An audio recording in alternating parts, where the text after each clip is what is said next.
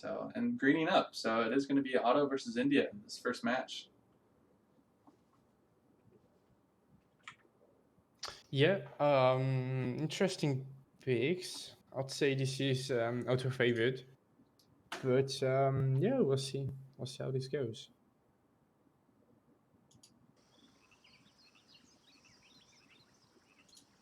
Yeah, it is an interesting pick. Who do you think wins this matchup? Like, who's favored? I'm really not familiar with it. I think Ottoman on this map, just because well, you have the option of playing H2 and get the TP line and get a solid eco like that. And also Tower FF works really well versus India. So yeah, we'll see. We'll see how that goes. Remember, in this monosieve tournament, we have seen the winner going losing 3-2 to King of Osman this same matchup. Oh, interesting. I didn't know that. I didn't remember. India's going to pick up 80 coin right off the bat. Not necessarily going to help their age 1. It was a coin start, which doesn't really favor either player, although the coin is going to be helpful for Ottoman if they decide to go for Tower FF. Yeah, definitely. And placing down their TP in the top of the map here. So if we look at treasures, there is 100 food here, which is quite nice. Otherwise, I don't see a large wood treasure. There's 50 wood here on the map, which looks like Right. India's going to stumble across.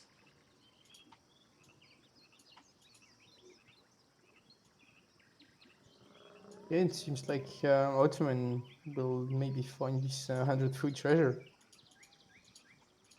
That's going to be nice for him. I do wonder why. Have you noticed this, that 2 alligators always spawn and they never guard a treasure here? Like, it's really strange, but I guess you just don't want to misclick that. Yeah, true. So Otto is gonna go for oh, okay, why not?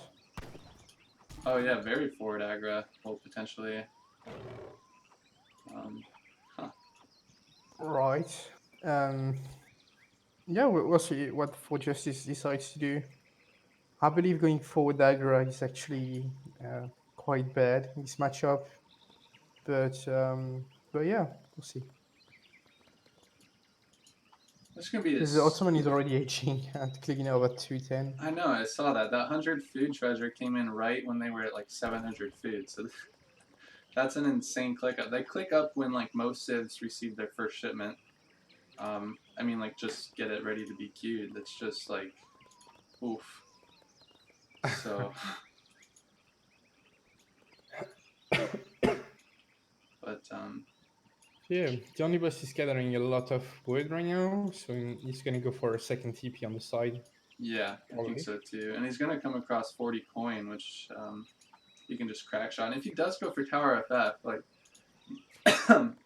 excuse me, he's gonna have to barely gather any coin at all. In fact, just like 60 coin or whatever. So it's gonna be Yeah. really nice for him. Looks like that is gonna be his plan. Yeah, looks like a Tower FF, gathering only food and a few coin. Mm-hmm. Um, not even sure why he's not gathering his crate. I don't think he needs to gather any coin. Yeah, you're correct. I don't think so either. Although we see 2 forward bills, so it might have something different in mind. Mm. Yeah, I did the maths all wrong. He doesn't. With the coin star, you don't have to gather any coin. I forgot 200 coin from the tower. Yeah. But yeah, I guess we're gonna see some early aggression, and it is the 400 wood age up rather than the tower FF. So Yep. So this is gonna be an H2 play from Odo, which is also fine. I mean, both options are very good because H2 you have a guaranteed stagecoach almost, and yeah, Tower FF is just really fast. yeah, that's Ottoman's real advantage in this matchup is their speed, whereas India's notoriously slower civ. Yeah, see barracks coming down for auto right away, scouted by the Indian Elephant. Gonna try to get some siege damage on that. 700 wood as expected. Yep. Gonna see It probably should be. that third trading post, I'd imagine. Stagecoach, like you said. Yeah, and probably not a refoundry. Yeah. I mean, all of this before India's even aged. This is insane. Yeah. Ottoman is quite good at doing that. Yeah.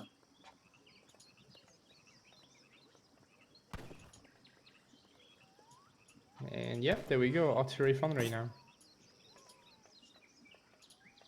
And Stagecoach is already researched. Holy crap. My goodness. Yeah, suddenly you have a sieve with 15 vehicle turning into, yeah, 2025. Yeah, how do you... Okay, so I just want to like go by the numbers here. 3 TP Stagecoach before 5 minutes, plus 5 Jans, and then artillery foundry up. That's insane. Like, all That's pretty before good, yeah. 5 minutes. That's just nuts. Plus, he has 2 TPs working for him before Stagecoach, so he's gonna actually have, he should go back here, but yeah. He's Yeah, gonna sure. have XP to spam shipments also. Yeah. 90 XP though from the 2 elephants. It's going to be helpful, but 5 sepoys coming out for the Indian players, so a bit of a sepoy rush and aggression going to be able to really push these Jants back. There's 1 Yeah. Abyss gun in queue. He should be able to get a batch of 5 out here, except for he's popped. Well, he will be popped. Never mind, he just built a house, so Yeah. Ottoman's totally 5 fine. chance and probably 5 Abyss. Yeah. Shout out to Haza, me Abyss. Yeah. You will understand. You got big Miavis going on. Yes. That was so funny. And yeah, okay, so the omnibus is gonna poke a bit, but doesn't have the mass just yet to right click an aggro fort, for example, and Forjustice is gonna aim this training post meanwhile. Yeah, that's interesting. The only boss's army is maybe a little bit out of position. They'd have to go through the Agra and the TC in order to reach this army. And of course, TC fire is very effective versus Abyss guns. We see that already immediately targeting the Abyss. And yeah, that's quite a scary position. I mean, if Forjustice will go back and I don't know, pop 4-star shipment or something like this, could be yeah, could be really good for him. But he's gonna go Witch Wickle instead, which is very greedy. yeah, it is a bit. He did pick off this trading post, which is nice for him. But the Ottoman player looks like is just going to rebuild that when he gets the chance. And so maybe a slight hiccup for the only boss, but I would still favor his position here. Yeah, and Otto is gonna go for a market and a mosque. So yeah, going a bit greedier himself. Nice, so he's going to pick off the Explorer before he can build the trading post, but looks like there's finally enough units on the field to sort of contest this aggro. The only boss doing a nice job trying to split up his Abyss guns so he avoids area damage from that aggro. Right, the smart trick, yeah. And this aggro is gonna go down for sure. I don't see what can Forjustice do at this point. Yeah, there's only sepoys on the field, and these Abyss are going to counter them pretty hard, and 3 SR should be coming in. I don't see the point of 3 hosts, but yeah, okay. Yeah, I don't... Maybe he could have gone for food or wood crates and just buy his hero back. And oh, this is actually so big. Consolidate won't go up. Yeah, that's huge. And yeah, Forjustice really feels like he's yeah. Calling sentries just to try to get that consulate up. Pushing here with the sepoys, but I mean these Abyss should be able to just kite forever. Yeah. If the boss can micro this pretty well. 4 Soars coming out, but yeah, it's just not going to be enough, and he's going to keep pushing with these Abyss. Now, these 2 Husks aren't doing a whole lot of work right now. There's kind of too many sepoys on the field. But, oh yeah, picking up villagers as well. Abyss are getting a little caught out of position. Really forward here. Yeah, Soars are getting some nice hits right here, but... Oh, the poor trick. Yeah, pretty OP. Gonna lose a couple Abyss, but Yeah, he's Yeah. still alright. Stable being He has added to be in the back. careful though, because Saul is still alive and there's Ottoman consulate, so he could pop 3 hots and just completely catch this army. Yeah, And Minutemen coming, Minutemen Minutemen being from called. the Ottoman consulate. And yeah, it's gonna get a good trade on the Zabus guns now. Yeah, Not the greatest micro from the only boss. yeah, that's really nice positioning of the swords on top of the Avis, and all the Avis go down except for 2. And yeah, the Ottoman consul or the Ottoman Minutemen doing a lot of work as well. They're still Sora alive. And yeah, all the Avis are down. 3 more coming in. But It's actually a very good trade for Forjustice, but I don't think this is gonna be just enough actually. yeah, I don't think so either. This whole time he's only has 1 stable working as a military unit production facility, and yeah, I don't know. I mean, it's kind of even, but this. Still got a shot. He's got Swords in queue, and maybe he can pop hots from the Ottoman consulate soon. Yeah, and that TC getting good shots on the Avis. I mean, never mind. He never sent the export. I thought he did, so he doesn't have export right now. I would imagine that might come in as his next card. He's actually going double stable here. I think he's just going for a massive solar switch and a barracks being added. Yeah, it's gonna be. Oh wow, it's quite a huge waste of wood. Yeah, you know, 3. Oh, he's just deleted the stable. Wow. Finally Right. resurrecting the explorer to get this 3rd trading post. Smart Abus. Yeah. Very intelligent.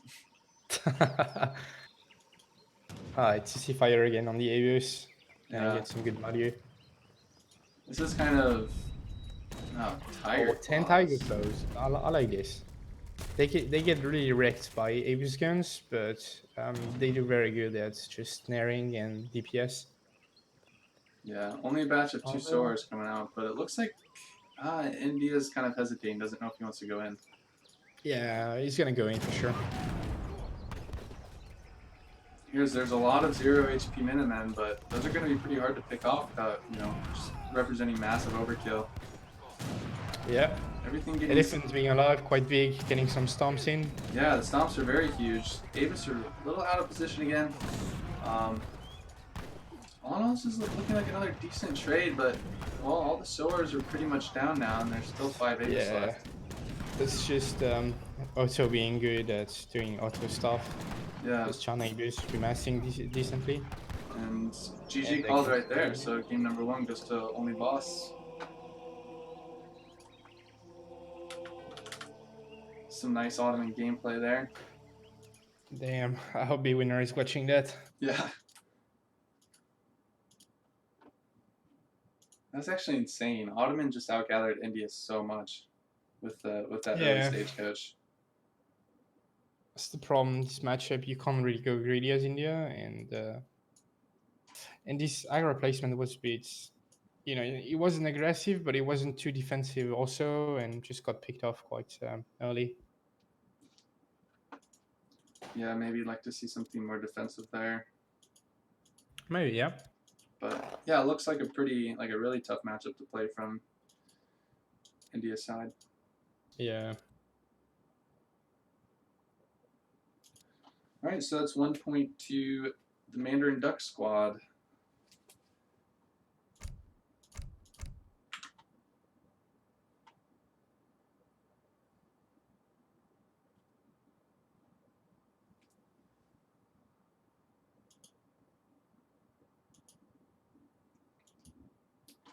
It's just waiting for players to host.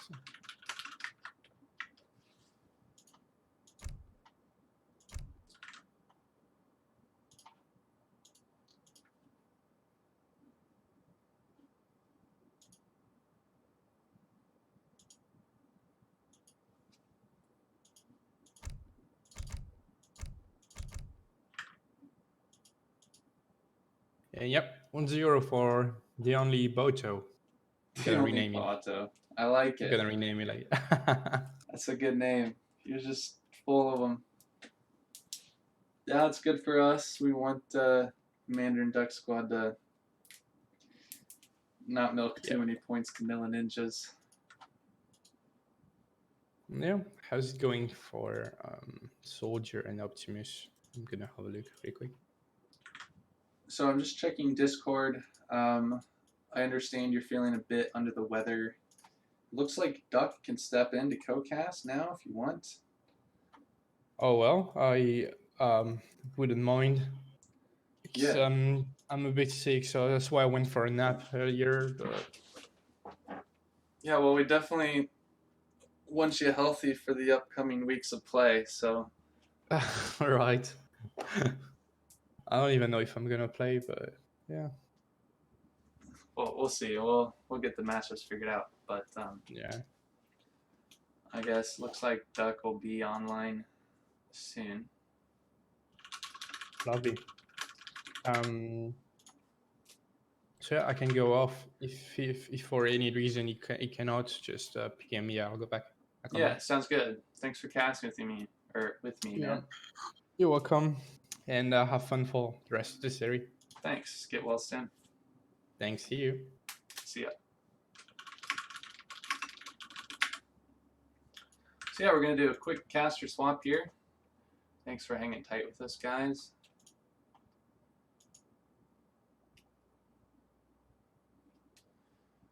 And players asking who's locking first, so let me double check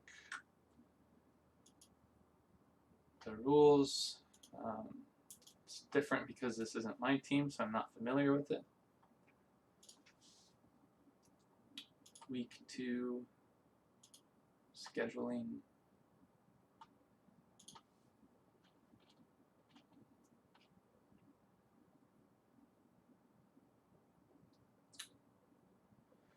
Nilla Ninjas will lock civilizations first in game 2. So, Forjustice.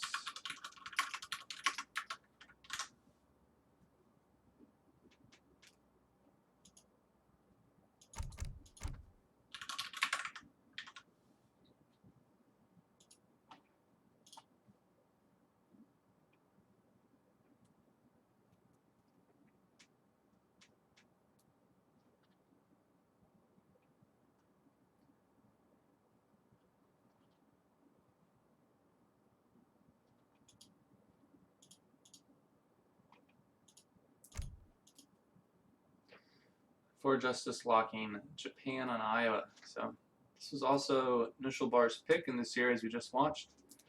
Concluded Nushelbar won that game versus Dictators Germany. Yeah.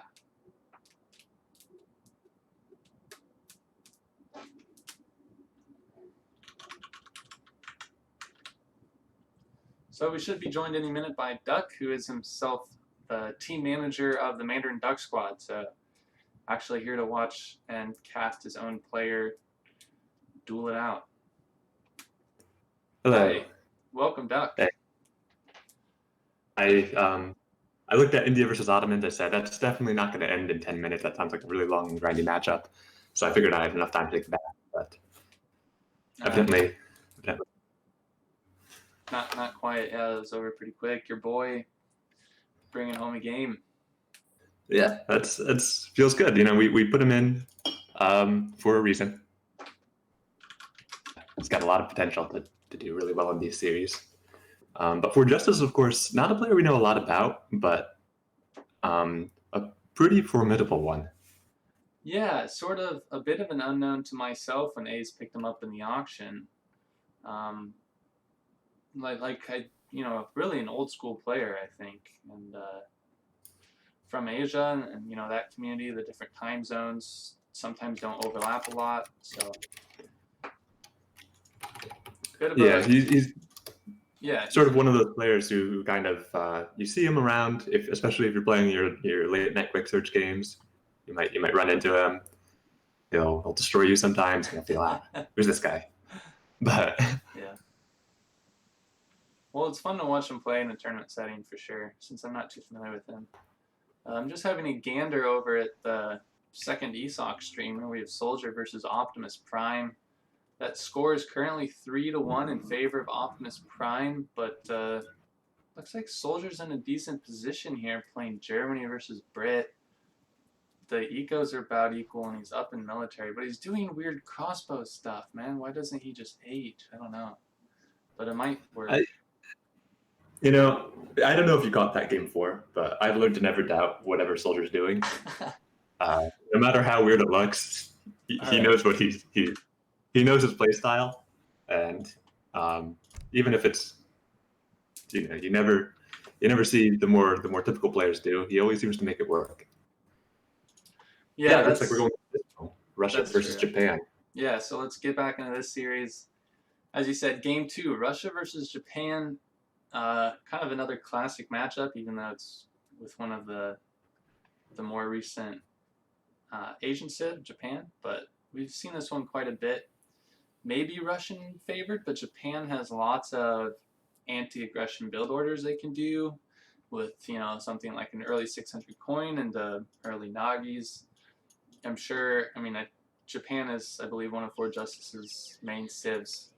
And if he plays quick search, he's got a lot of builds up his sleeve. So. Yeah, this is one of those interesting matchups where Japan is sort of known as one of, if not the most defensive civs in the game. They like to take a very slow pace in the early game, build up a lot of shrines, hopefully scale into the late game with a ton of economy and very strong units. Whereas Russia is sort of the opposite. They like to come in at your base really early on, put streetlets at your base, 5 minutes and kill you outright. And so the both civs have kind of adapted in this matchup to suit that. Japan has a bunch of it is a little laggier, so I'm gonna see if it if it gets too bad, I can probably drop out again. Okay. Yes. All right, playable for now. Yeah. Although it just froze as we said that. Yeah. We do have a couple options up our sleeve, so Duck can drop out of the game, and maybe we can do like a screen share. I can always solo cast, not a big deal. So we'll play it out. Of course, we want it to be a good environment for these two players.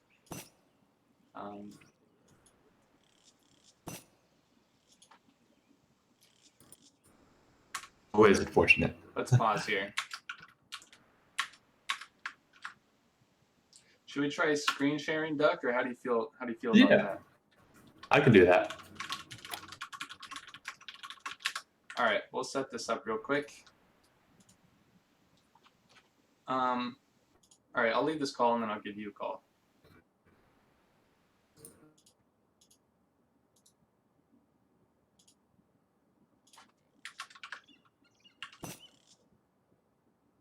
Yes. Hello. Hello. All right, let me turn on screen share. All right, does that work?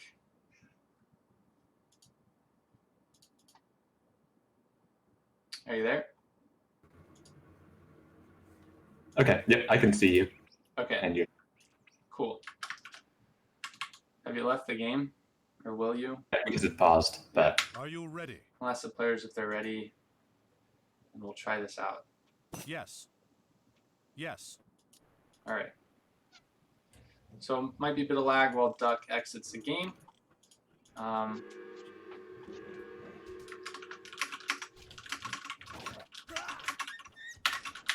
But we'll see if this improves the scenario.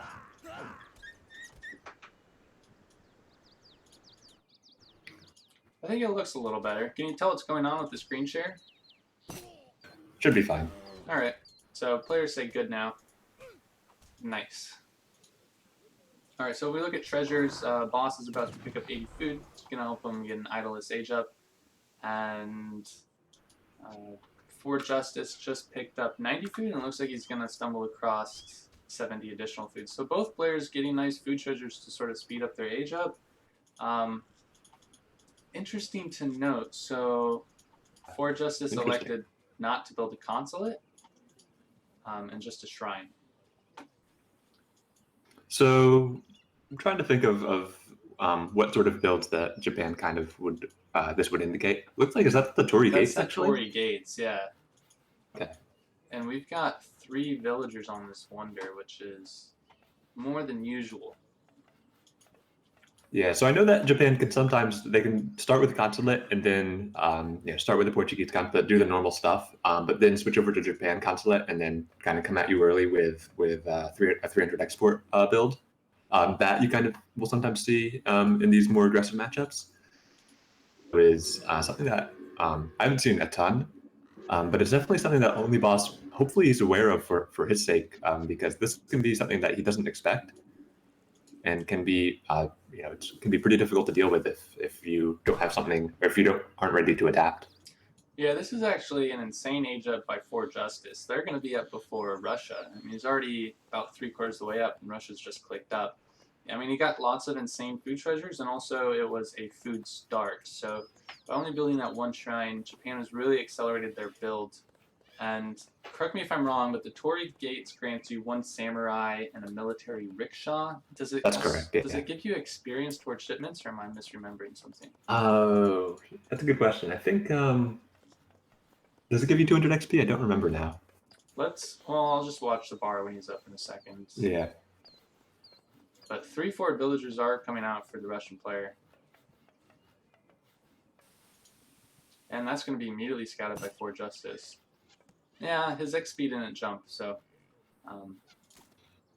But he has shipped his first shipment. If we look at his deck, that's got to be the Daimyo. I mean, that's how it sort of typically works. You set the Daimyo as your first card, because you're up so much earlier than Russia right now. You can kind of afford to send that shipment. There's not really going to be any pressure coming in, and so it's fine to do that. And now you have access to kind of a barracks and a staple simultaneously, locked into just making Yumis or just making Ashi or just Nagi. You can kind of make whatever you want. Yeah. It's 5 Ashis. Oh, so the okay. 2 times deck trick doesn't work if you're a caster. So Okay. I guess that's the thing. Yeah. The 5 Ashis are going to be immediately pathing towards the Only Boss's base. And both players know exactly kind of what the other's doing, right? The Only Boss scouted the Torii Gates. He should be able to scout the 5 Ashis looking at the Japanese deck, and that little ×2 multiplier has disappeared. And he's deciding to lay down a second blockhouse, afraid of some early aggression. Meanwhile, there are going to be some units in this base, so we'll see how this all pans out. And a stable coming out for that military rickshaw. It's worth noting, actually, that the map is huge and also has multiple different routes of attack. You can see Forjustice was content not to even bother going for these blockhouses here. He's just going right into the main. And that's going to be idling some villagers. Probably not going to be losing too much Ashi. Probably not going to kill a villager either. But still putting down some nice pressure. And that's something that Only Boss is always going to be or is going to always need to be aware of. That with the way his blockhouses are currently placed, he's always in danger of just having Ashi running down and killing some villagers. Yeah, and it's nice because these Ashi, of course, are faster than regular musketeers.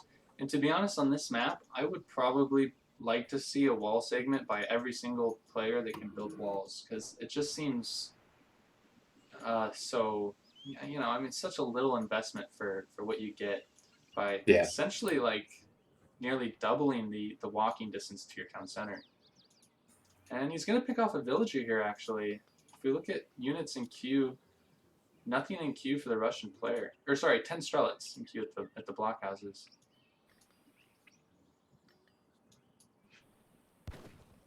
To the shipments that have been sent, looks like Forjustice was content to go to 4 villagers after the 5 Ashi. Seems like he got some damage done. He kind of put Only Boss on the back foot in terms of who has the initiative in this matchup right now.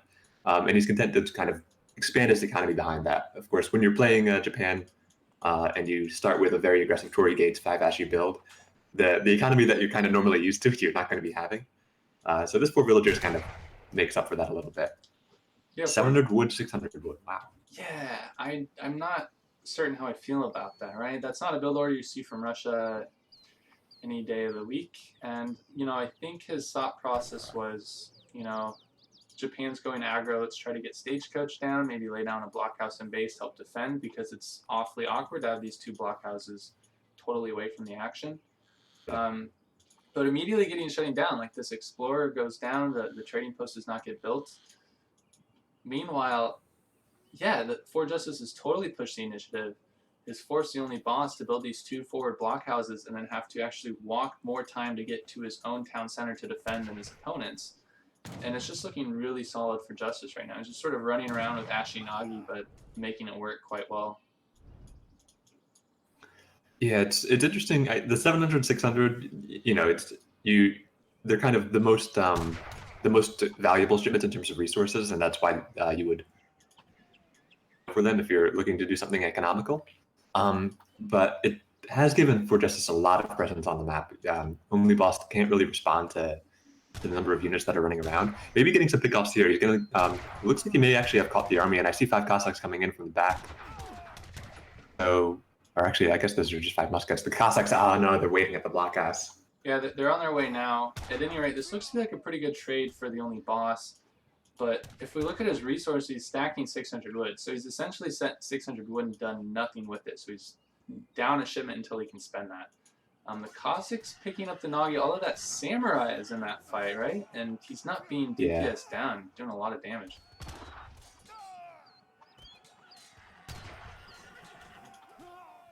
Are here and Forjustice that's his cue to run out of that. Actually, he's continuing to stay in the fight. I guess a lot of the Cossacks and the Streelets are all down. This fight still goes, I think, in Russia's favor just slightly, and yeah, Forjustice is going to pull away from that now. Yeah, he had a couple Nagis are sort of AFK in the only boss's base. Gonna try to get some raiding done with those. Only boss picks it up, but I mean, just being super annoying with all these Nagi and Ashes. There's a lot going on in this match right now. Sort of getting APM'd all around the map. I mean, if we look at, wow, Forjustice is getting ready to age. He's stacking 1,200 food and 700 coin. Laying down a couple more shrines, so looks like his game plan has been pretty damn effective so far. I would say so, yeah. It is an interesting build. You kind of come in very aggressive. You put Russia in this uncomfortable position that they're not really necessarily often used to playing in, but also in a position where they have to manage a lot of different things at once. And then in all the confusion, you're able to send 4 villagers twice and then age up after that. Yeah, so actually a pretty eco-heavy follow-up. Japan's up 44 to 28, recalculated economic population, and he's going to nearly deny this blockhouse, just picking off several vills. So far, 5 villagers lost for the only boss. I mean, just look at units lost. So 3 Nagi, 4 Ashi, and the age-up Samurai for 5 villagers, like 10 Strelets and 5 Cossack, and a trading post. This is such. This has been such an age 2 for Japan. It's very impressive. Explorer does get revived now, and that second trading post does finally go up. The 3rd trading post, I imagine, is going to be coming soon. But the only boss, he's got a number of musketeers. Unfortunately, with the size of the map, Forjustice is always content to take fights where he wants them. He doesn't really need to feel forced to engage on this unless the musketeer mass got large enough to threaten the main, which, you know, at the moment it really isn't enough. The way Forjustice is set up his base with the age coming in, I imagine he's going to go for the pavilion for the 6 Yumi. Yeah, looks like it's going up right now. Yeah, Forjustice looks to be in a commanding position at this point in the game. Yeah, I think so too. And his army is just always going to be more mobile than Russia's, having the faster units. Going to try to siege his TP a bit with the Nagis.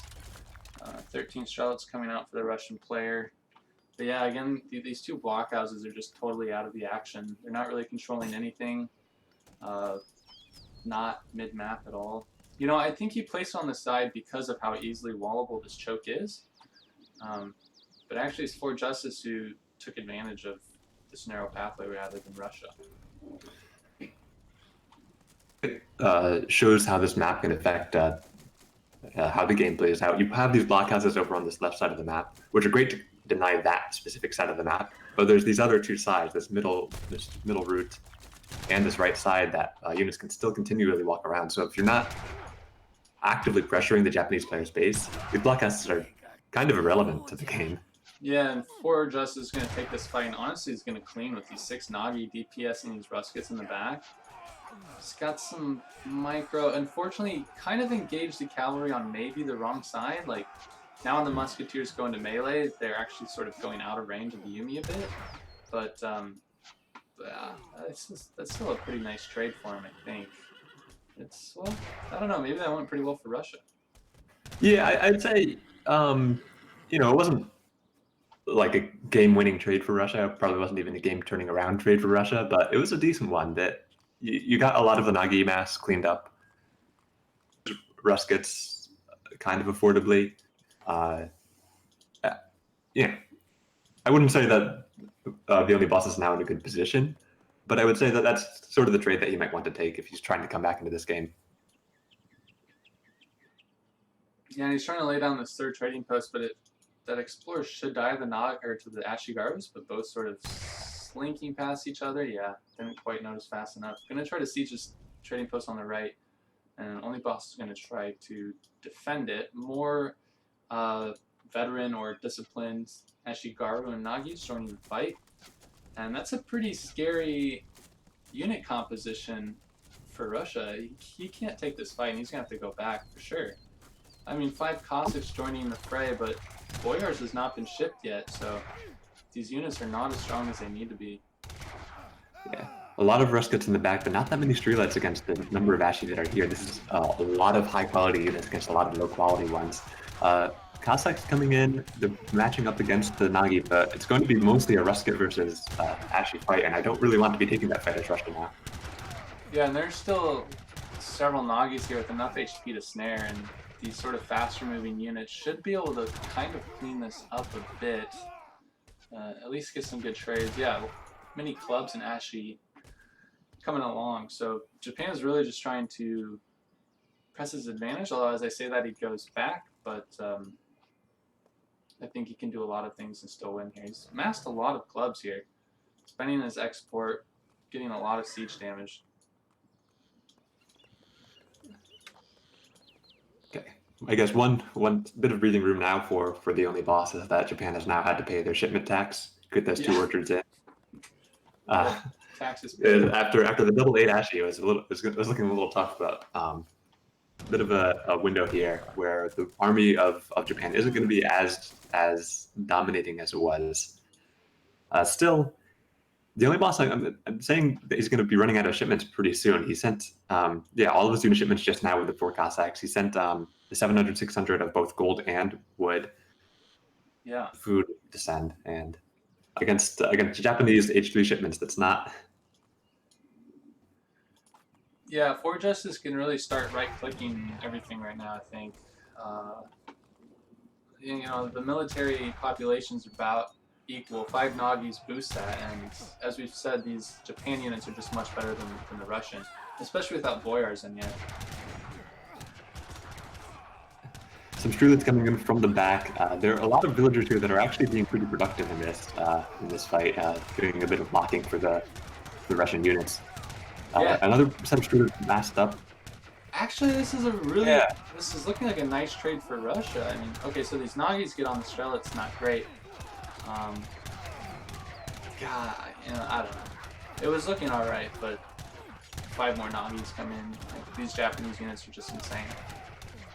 It looked really good for Russia for a minute there when the 10 Strelets were coming in from the back, but it turns out that 2 Nagis is all you need against 10 Strelets at this point. Yeah. The only boss is going to call it. Goes 1-1. It's Yeah, another Forjustice for my quick search games. Ties up the series, and very cool Japanese play, I think. Pretty sick build. And yeah, quick search paying off.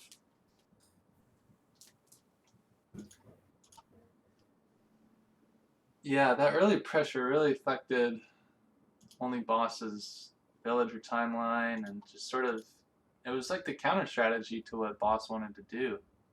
So I would say so, yeah.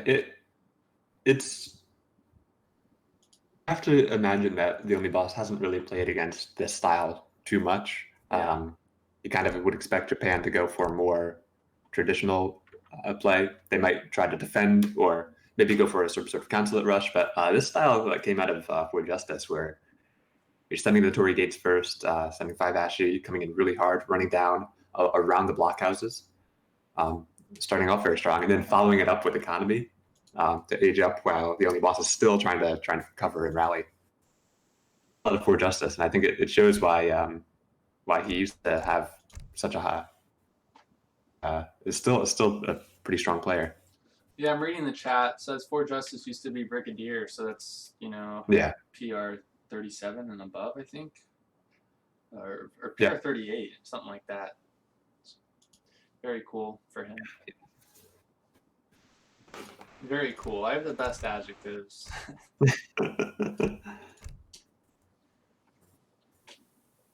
So the series now is tied up 1-1. They still have to play all 5 of their games. And I believe that was a Forjustice pick first. So now the next game is going to be the only boss's pick. Correct. I think that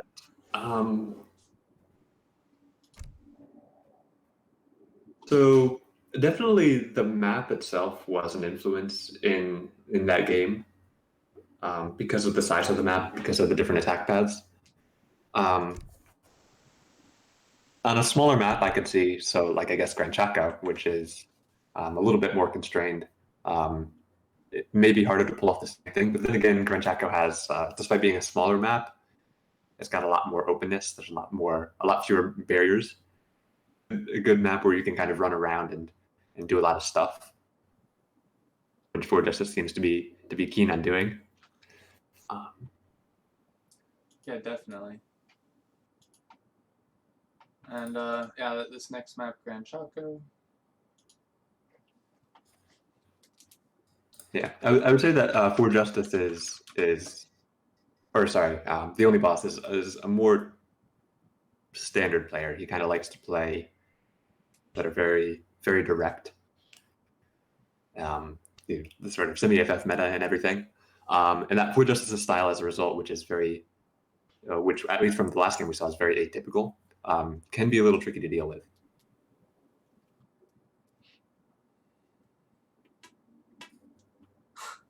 Forjustice is curious, wondering if boss ever spoke last game. Huh. I did not receive any content from you. I like Forjustice. Alright. So boss is locking Dutch on Gran Chaco. This is also the pick we saw locked in the last series between Mishal Bar and Dictator, where we saw a Dutch mirror. Interesting. We'll see what Forjustice decides to counter with. Of course, he does have the counter pick available. Or sorry, yeah, Forjustice is the counter pick available. But I'm not even familiar with what civilizations he plays, so I'm kind of going to be surprised here.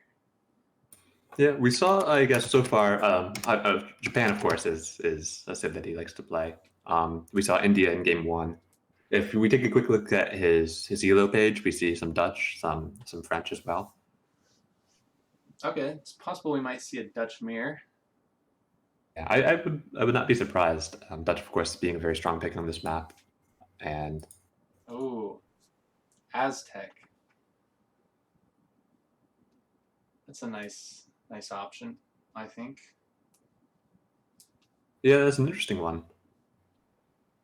I don't know too much about this matchup, actually. I feel like Aztec should just win. I mean, I don't know. I think they are. Sorry.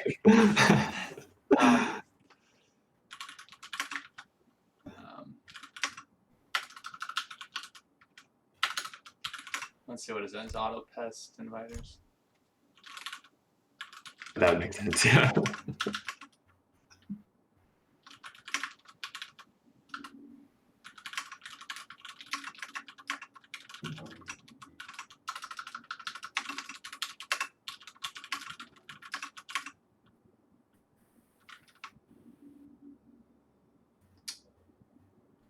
Yeah. So, yeah, it looks like Forjustice actually had the only boss pested because, for those of you unaware, ESOC Patch has this new feature where it says auto pest inviters, which might sound like pretty. You might wonder why the heck that exists. Why would you want to pest inviters? But we do have a character in the scene who likes to spam invites at players and manages to kick them offline. So that's a way to get around it, I suppose. Also, you can manually invite someone over and over and just like totally obscure their screen. It's so annoying. It's not. Yeah, it's not fun when you're getting spam invited and have to find a way to get around it. Yeah. So Forjustice is restarting his game, although I don't believe he needed to. But I think just remove the only boss from pest lists and disable this feature. Yeah, that's too bad. He must have thought the only boss was being really mean to him all game. Just saying, Yeah. never GGing, never saying anything at all. Yeah, that would be kind of sad. Well, the silent treatment, you know, can be effective. But I think these two players have no animosity towards each other, so GG's all around. So going back to the Aztec versus Dutch matchup, I think I've seen a few games where I guess Aztec goes for a fast industrial, and I see how that one's worked out a couple times. But assuming that doesn't happen, I think of this. Yeah, it seems like Aztec has a lot of matchup that could be really tough. Is he still tested? I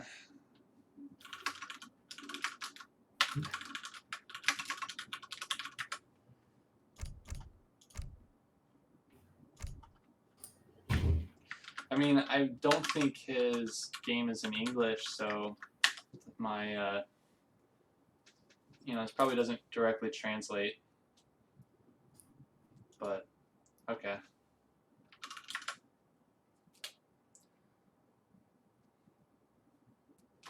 Cool.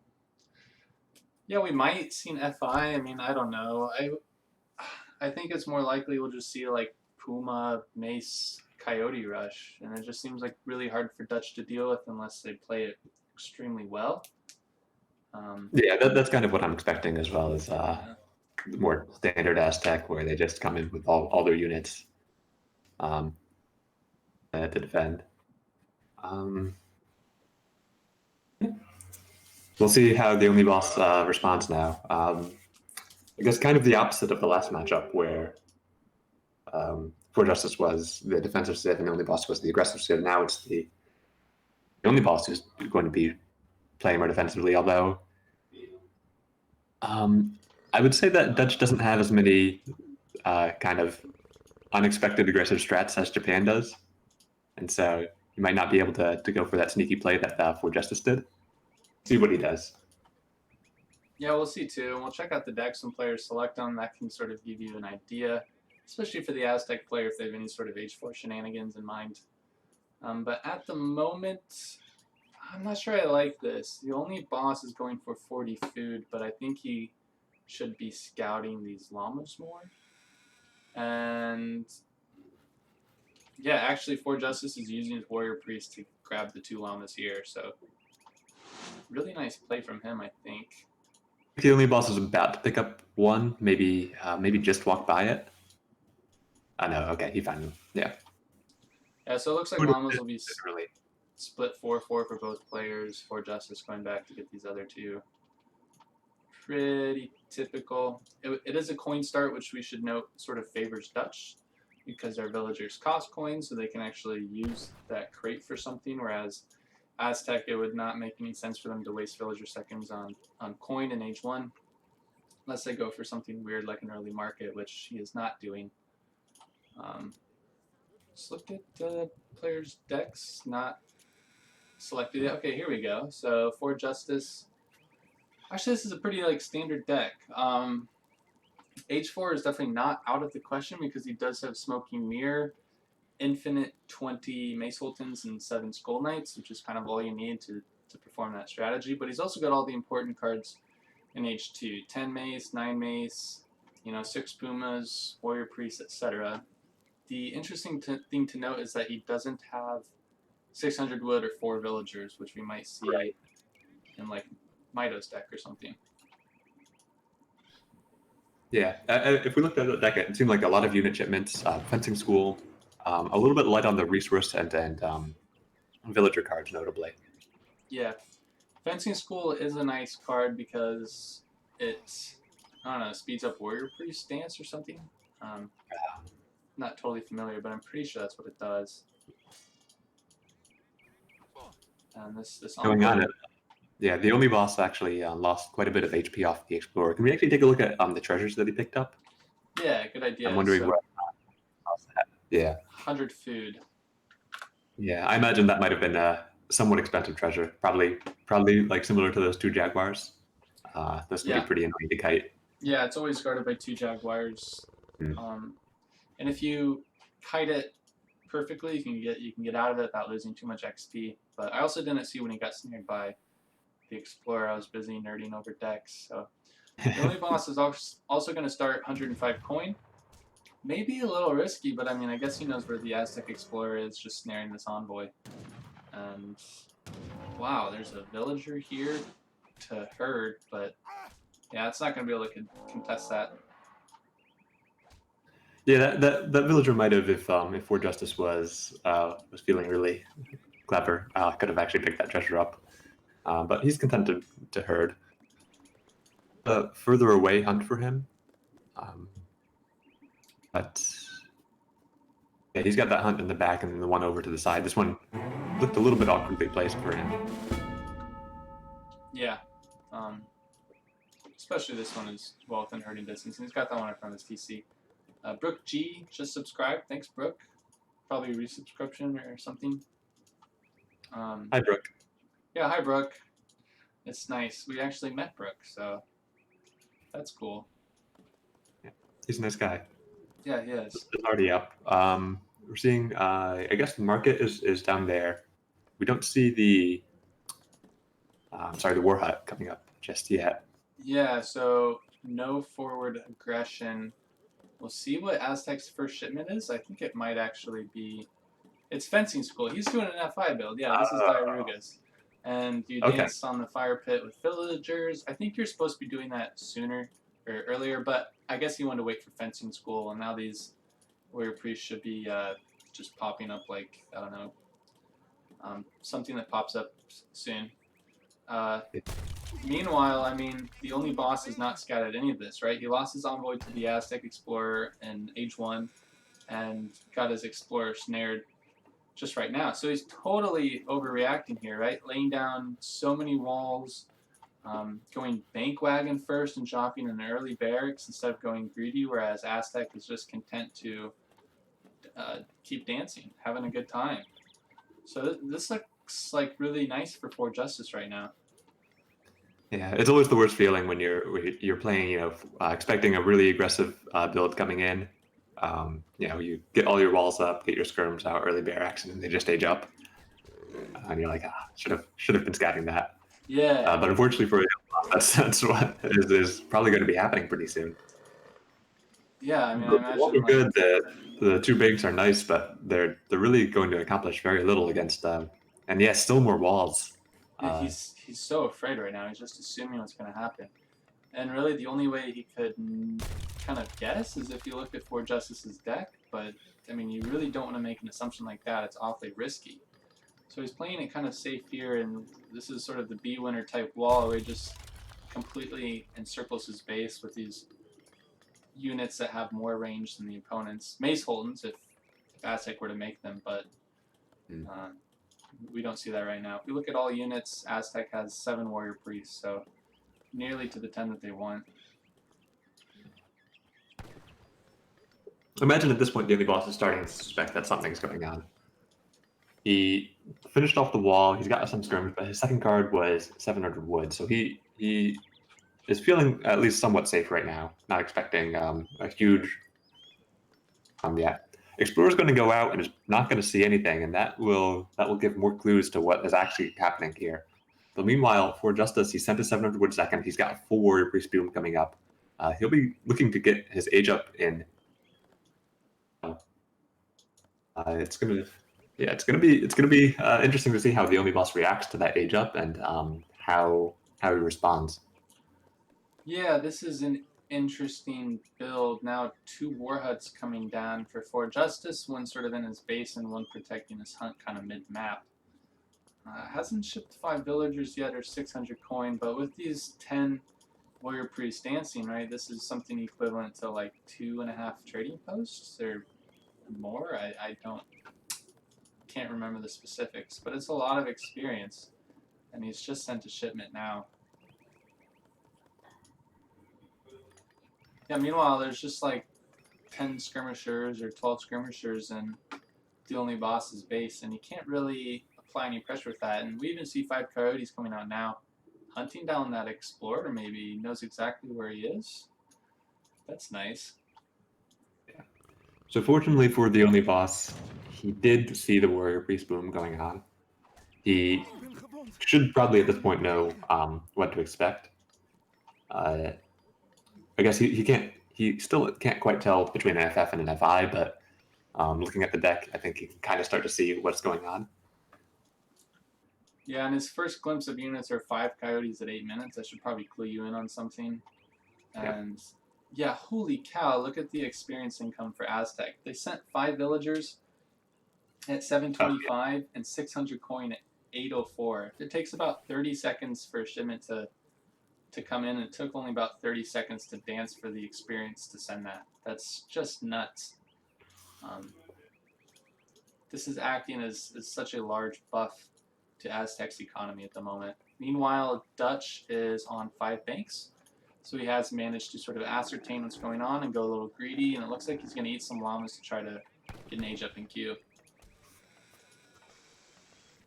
Yeah, stable going up as well, but the age up is probably the more interesting part of the thing at this point. Up to 3 slightly before Forjustice at the current rate. Forjustice, I believe he used his fast age to get into age 2, so he's going to be slow aging up into 3. And yeah, theonlybaus is clicking up right now. This is a bit of a timing window for him to do some damage, or if he wants to I guess, can we take a quick look at his deck? I'm wondering if he can go for himself, if he has the cards for that. Yeah, maybe. He's got the church card and 2 heavy cannons and, of course, the 2 factories, but maybe not the unit shipments you want. So, of course, for those unfamiliar with the Aztec FI, Aztec is currently going up to age 3 with the politician that improves his war chief in combat. I don't know the exact numbers, but it's a lot. And he's going to send the Smoking Mirror card, which increases his speed by 35%, and it gives him a special area attack, which essentially acts like a culverin, right? He can just charge into most armies with an insane amount of hit points and just sort of delete artillery, which is important because Aztec will be sending 20 Mace Sultans infinitely and dancing for Skull Knights in the 4th age with their 10 warrior priests and some villagers, I think. So you sort of need artillery to beat that, but that's what the power of this Aztec hero comes into play. Yeah, it's worth noting that the Aztec hero with that area of effect attack is kind of in and of itself a pretty strong unit. It can live for a while. It can do a surprising amount of damage to pretty much any enemy army, no matter how big it is. But in addition, you can always just dance for it to get it back. And so it's extremely annoying to play against an Aztec FI because you're kind of leading units against somebody who's basically just bringing up a single unit back for free continuously. Some engagement going down here, actually. This is not great for the theonlybaus in some sense because he doesn't have a huge amount of blockers for his skirmishers, although actually the fight ended up going pretty well for him. He didn't lose too many skirmishers here, and he's getting a lot of coyote runners down. Yeah, now he has to be careful. So that's the special attack we were talking about. Oh wait, that wasn't even Smoking Mirror. That was just the age up bonus? I don't remember exactly how it works, but regardless, it kills 3 skirmishers at once, and so you have to be very careful whenever you play against it. And yeah, immediately attack. Okay, so yeah, so it's the age up bonus which gives him the special attack, and Smoking Mirror just gives him speed and a general area attack. So we see this guy's oh my gosh, he's dancing for the Explorer in combat right now. He has 2,200 hit points. And now he's going to immediately dance to heal all units, which sort of actually just automatically revives the Explorer. Although he danced to actually revive him back at the fire pit. And we can see that age up actually to age 4 now coming in as well. So Forjustice is kind of doing pretty well in these fights just with this Aztec Explorer alone. But in addition, is going to be hitting up to 4 pretty soon, and is going to make it really difficult for the only boss to contest. Yeah, because when he ages up, it's going to grant him like 7 Jaguar or 7 Skull Knights or something along those lines. And he's actually shipping 10 Coyotes right now, which I'm not sure I really agree with. I think he really needs to save that for, I don't know. I think he's just going to wait for the Skull Knights here to pop from the age up. But this Explorer is doing a lot of work, right? It's sort of an infinitely revived 1400 HP unit with an area attack. I mean, it's kind of like 5 Hussars, to be honest, that just like revives whenever you want it. So, not bad. These Coyotes are going to buy him a lot of time. The Warrior Priest should pop back onto the fire pit. Here they go. And, yeah, I mean, you really want to be dancing for this chief. So, this is a nice window for the only boss, I must admit. But where are the Skull Knights going to pop? Coyotes maybe coming in here to get a flank on, or just cut off reinforcements? Skull Knights pop right on the TC, get one swing, immediately delete a Hussar. Coyotes are catching 5 skirmishers out here. And actually, Skull Knight Coyotes is a pretty good combo here. Yeah. Holy crap! Wow. Huge hit, yeah.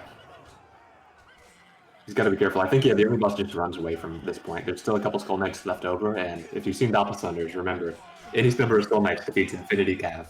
Yeah. So you never want to be engaged in that. Yeah, no kidding. I mean, if you look at this guy's attack, 30 hand attack times 3, so 60 attack versus Cav with an area of effect of 2. I mean, it's just casually got 500 hit points with 20% melee resistance, so. I mean, this is the power of the strategy. Like, all of these Hussars are maybe, like, kind of worthless now because we see the Aztec players dancing for Skull Knights himself. And look at how quickly these guys spawn. That one came out at, like, 14-12. Let's see when the next one comes out. Yeah, like 14-22. I mean, like 10 seconds, and you get an age 4 Skull Knight. Not too shabby. It's definitely a pretty tough position for the only boss. He's got a good Hussar mass, but yeah, as you said, they don't really do anything against the main fight. I mean, you can fight, but then you're going to lose all of your Hussars in a few seconds, and it's not going to be a good feeling.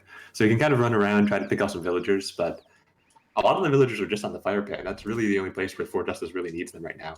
Yeah, that's sort of essentially his economy. If you can imagine these villagers dancing for resources to train Skull Knights, that's kind of what's happening. And meanwhile, he can send 20 Maceltons over and over, an extremely cost-efficient unit, which he's upgrading to Veteran right now, and eventually to champion level status. But yeah, there are a lot of units here. The only boss has to really carefully micro. And does he have something like an arsenal in base for counter-infantry riflery? Might be nice. Yeah, his skill mass is picking up a little bit again. I guess one of the nice things about Skull Knights is that there are relatively few of them, and you can kind of pick them off one by one. Yeah, these are nice And pickups. as long as your skill mass is good, you can kind of pick them off and then have your Hussars tank, and then kind of win the main fight from there. Mace Coyote is not great. Hussar. Yeah, but it's not, and I think Forjustice is just trying to collect his bearings here. I think once he gets a 20 Macelton unit upgrade in, and this Explorer back to full hit points, he'll be sitting pretty nice. But infantry combat coming in through skirms, so they're going to be even more effective versus these Skull Knights, and that Explorer is sort of going down and only going to kill 1 skirmisher. This is just a scary mass of units. Oh, and the Skull Knights are maybe a little out of position here. He's got to be careful though. The Skull Knights. Okay, he actually picked off one of them with the Hussars. That was good for only boss. Now the Skull Knights though, he has to be so careful now. You gotta micro really careful. He's doing a nice job pulling them back though. I mean, but these Coyotes are still on top of the skirms. Oh yeah, these Skull Knights are getting some volleys now. You have to be so careful because you both need to have your. Oh, that no. was really good pop there. Wow. Ooh. I didn't even think about sending the 7 Skull Knights. I thought he'd send 20 mace. That's huge. Yeah, and he's gonna call it from there. And that's GG. And I'm not gonna lie, that's such an entertaining strat to watch. I'm glad he pulled it out. I mean, just how effective it is. It's I don't know. It's not even cheese. It's just so hard to beat if it's actually pulled off. It's this interesting strategy because you kind of think it's like, it's kind of a meme strat. Shouldn't really work. Surprisingly well against even top players. Yeah. And I think we saw here that it can be really tough to deal with, especially if you haven't seen it too many times. I mean, The seven Skull Knights kind of caught me off guard as well. I was thinking, oh yeah, 20 mace.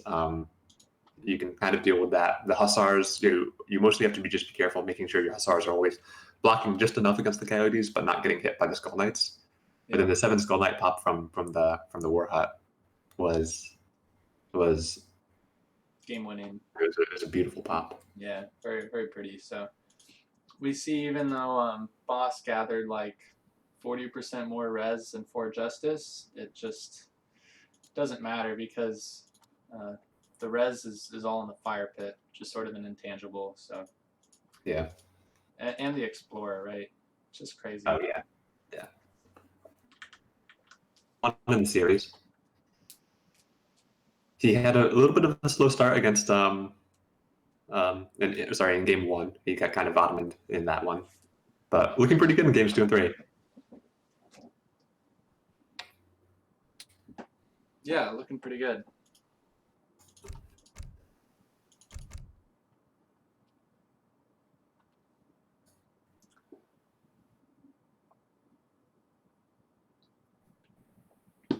So now I believe it's Forjustice's lock. And the map is, oh gosh, I forget. Arizona, I want to say. Yeah, reading actually some of the Only Bosses comments in the Mandarin Duck Squad chat, he's saying it's tough to tell Coyotes from Skull Knights. Yeah, I kind of agree actually. One of the issues with all the Aztec units is that they all look exactly the same. Just kind of a person. There's no cav unit that you can kind of make out. They all look pretty similar, and so, but you also need to pick out each individual ones to snipe them down. It is hard, and certainly, not the easiest composition to micro against, even if they all looked significantly different. Yeah. So let's check the map for week 2.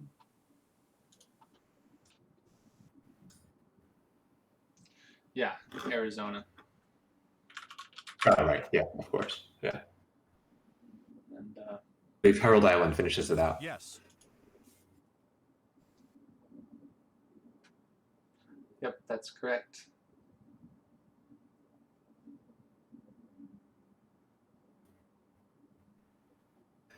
So notably, I think the Only Boss should be a little bit careful on this map as well. It has it's not a huge map. Similarity to Iowa in that there's kind of these 2 different attack paths that are split across by those cliffs in the center, and so it's really easy for your opponent to just kind of run around. Yeah, and it is. do damage to you. It's sort of an awkward path and cliff. Yeah.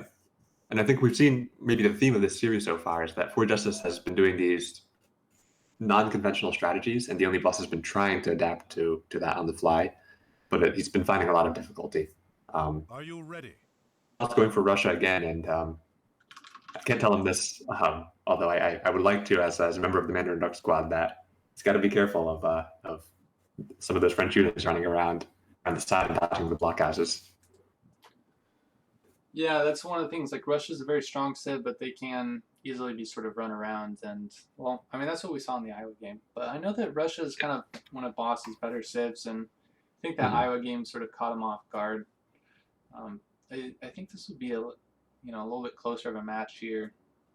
French versus Russia, kind of a classic matchup. I've been watching Mito play this matchup a lot on stream, and it seems kind of tough for the French player. Like they can definitely win, but they have to play pretty well and protect their falconets when they age and do all these other things with elegance and precision. So definitely, I think, a hard matchup to play anytime you're versus Russia, to be honest. Yeah, one of the things that Russia does so well is that they can just they get their blockhouse up, and you have this window where you need to sort of break the blockhouse and get out onto the map. And if you don't, you're just going to be slowly constricted to death. We see this often in the Russia versus British, where it's sort of like almost like a Russia versus British game is where the British just tries to make that big push to break out, and sometimes they win and sometimes they lose. I would say Forjustice has to be cognizant of a similar thing going on here. He's got to make sure that he can break the blockhouse when it comes time to it. And if the only boss is able to keep that contain going on, he'll just be able to bleed French out of the resources. Yeah, definitely. Forjustice has decent hunts, though, right? I think it's really nice. He's got this one just right behind his base. Yeah. This one's easily hurtable, and then this next two are sort of a little farther, but he can definitely reach H3 with the hunts he has, which is nice for him. And he's actually picking up really solid treasures in H1. He got 55 coin and other smaller coin treasures, so his market start is going to be quite efficient, aging with 60 food here. So I think he's going to be poised to deal pretty well with Russia. Meanwhile, Russia is picking up 75 food. Another great treasure for them. Help them get sort of an idleless age up. And yeah, I mean, we'll see what happens. Yeah, that 50 wood as well looked pretty good for Russia. I don't know if he scouted it, but it'd be a nice pickup. Yeah, I'm not sure either. I should use this Fog of War mode toggle more often. Yeah. Scouts right running by each other. And there's a villager here. That's a nice treasure. It's actually both players know about it, I think. yeah. That's me in the tree. See, in the color yellow, and I'm color yellow. So yeah. That's me. All powerful me. What does it say? SirCallen, my spies have been sent out to watch enemy positions. And this is him. This is your spy? He doesn't seem to be doing too well. He's just, well, you know, it's all part of the plan. Okay.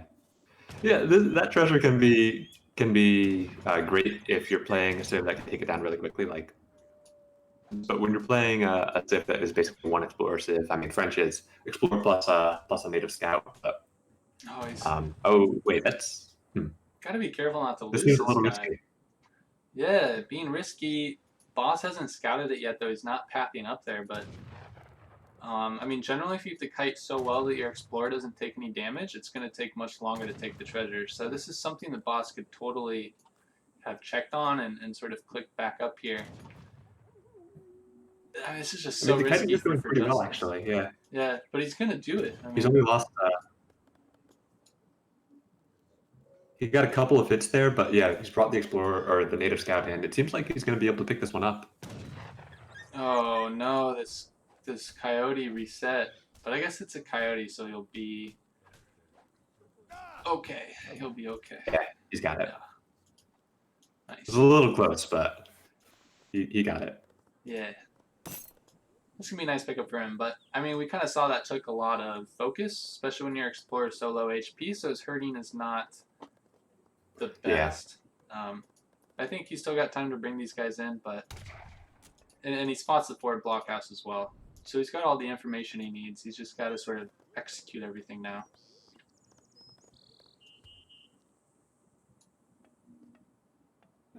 Looked like he saw the blockhouse. I was looking at his resources to see if he was gonna try to send Minutemen in it, but he's opted not to. He didn't really have the resources for it anyway. So it's on the side with I think fewer hunts. Oh, we should check his deck. It's a Nat Rush deck. Of course he'll Nat Rush. What were we thinking? Weird, man. But I mean, his Explorer's 17 HP. Like, if Boss's hero just clicked here, you wouldn't even be able to get this guy up.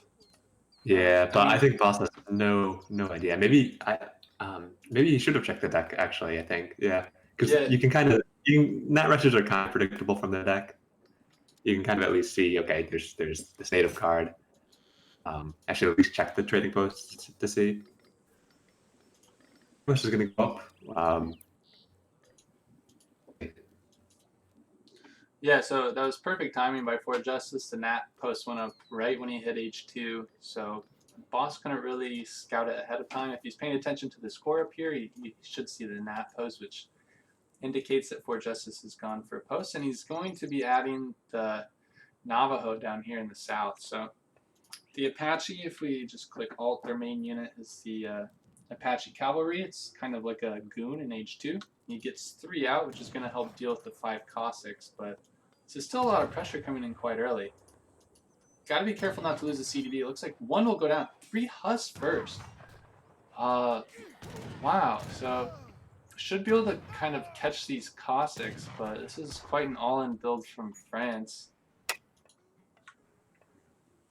And the Navajo Riflemen are just like skirm, so kind of skirm goon style units in H2 for the French native player. But, Yeah, sorry, I actually lost your screen share, so you're just gonna have to solo this for a bit. Oh no. I'm sure you can set it back up again real quick. Yeah, just solo cast until the game's end. Okay, sounds good.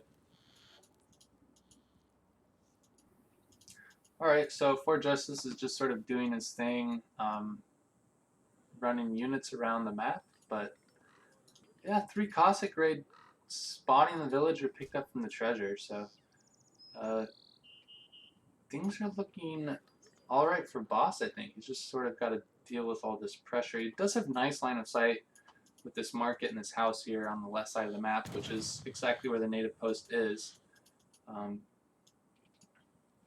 Meanwhile, he's can afford to send 700 wood, so this is a stagecoach map. I think it might be a little risky to go for stagecoach right now because he saw his opponent ship 3 Hus first. France is really quite all in. All he really has to do is survive, but yeah, Forjustice just running units around, continuing to make these Apache Cavalry goon type units, and hasn't really made any Navajo Riflemen yet. Even though he built a native post, they've got sort of a ways to walk up to the field. This time, when Boss is playing Russia, his blockhouses are sort of ideally placed. He is right in the thick of the action, and controlling a hunt close to his opponent's town center, can decide to apply counter pressure, much more effectively than in the Iowa game. That's exactly what he's going to do, and Forjustice is forced to go back. And I don't know, he doesn't really have the units to deal with this. Like these Apache Cavalry, only 200 hit points, although 30% range resistance, 22 attack, they're decent, I suppose. 12 range, same as the Musketeer, but get outranged slightly by the Strelets. Let's see what they do. Yeah, they fare alright versus the Musketeers. A bit of a late reaction from Boss there, and he's going to try to keep kiting this, but at the end of the day, it's just not really enough. Now 600 wood coming down for the Russian player, and he's also going to pick up 80 wood. So I think he's just going to continue to fortify his position around the map and pick up trading posts. Looks like Boss is really a fan of 700 wood, 600 wood on these stagecoach maps. And that Cossack should be getting picked up, but yeah, now he will. And native treaties coming in, so we see the first Navajo Riflemen. Wow, these are actually a pretty good unit. Look at how fast they are. 5 speed, holy crap. 200 hit points, only 11 ranged attack, and 12 range, so not the best. That's the same as a Musketeer. So they actually get outranged by the Strelets, but they're much faster by half a point of speed. They just look so fun. I just want to see these Nats in action. Actually, this might be enough for Forjustice to clean up. Although there's not a lot of Hussars here, not a lot to snare, but these units are very fast. Holy cow. This is kind of a cool build. It's sort of hard for Boss to know this, but there's no stable down for Forjustice, so you know, Strelts would be the ideal composition to deal with this Skirm Goon army from the native posts. But it's not quite an effect, so Stagecoach has been researched, and the Explorers unfortunately have been grouped with the infantry, not going to build this trading post. Meanwhile, looks like this one's going to be sieged down, so Boss is going to try to apply some counter pressure. It looks like he's mixing in a lot more Strelts, which is nice for him, but Forjustice is actually getting ready to age. This is just like the Iowa game where he went with Japan, did what looked like to be a really all-in early aggressive build order, just sort of ran around Boss on the map and then ages behind it. But this is a scary timing. 13 Strelets now as well. The trading post goes down. Oh man, again he clicked off the trading post. Yeah, I just saw that too. Yeah, do you see this? Yeah, it's yeah, it looked like the Explorer, he noticed and then immediately moved it back. I'm wondering if he's got it in the control group or if it's a sort of select all army hotkey. It's got to be a control group because, yeah, I mean, the Explorer doesn't get grouped in with select all. I think he maybe like might have shift clicked off this one wrong though. Yeah. Oh yeah, he's got that second one coming up. Yeah. Yeah.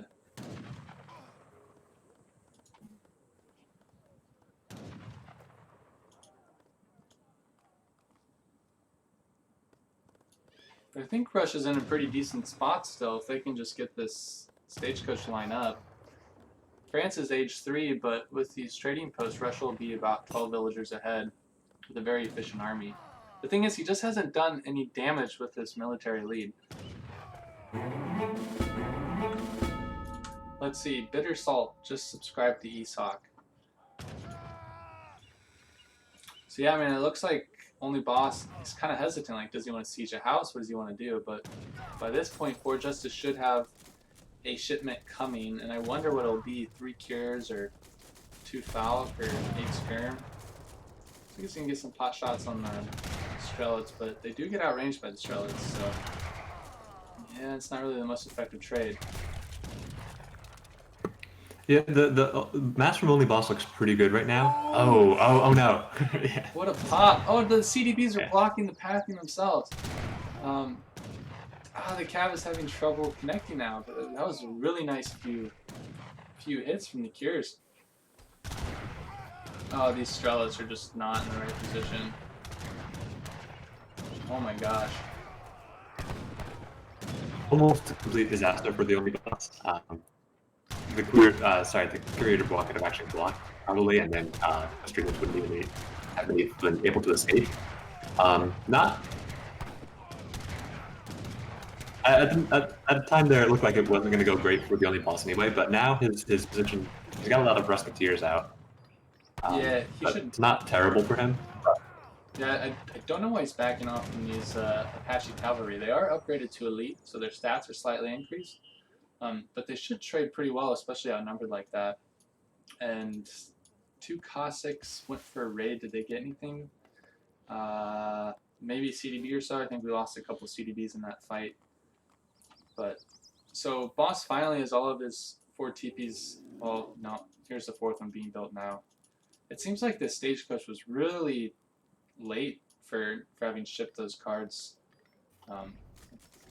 3 or 4 minutes ago.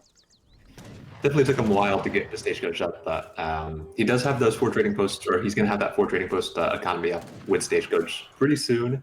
And it is worth noting, I think, that he does have 40 villagers to 32 effective villagers for Justice. So the Russian economy is looking pretty strong right now, even though he is an age down.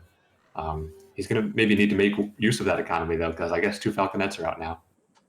Yeah, 2 Falcons are a little scary, but there's not much else on the field for Justice. There's nothing to really protect them. And the Cossacks are coming up to the CDB, so I think only Boss is just going to get some free CDB kills and maybe peace on out when he sees the 2 Falconets, because there's nothing to snare either. And Boyar's coming in, which is a really nice timing for him when and France actually has units on the field.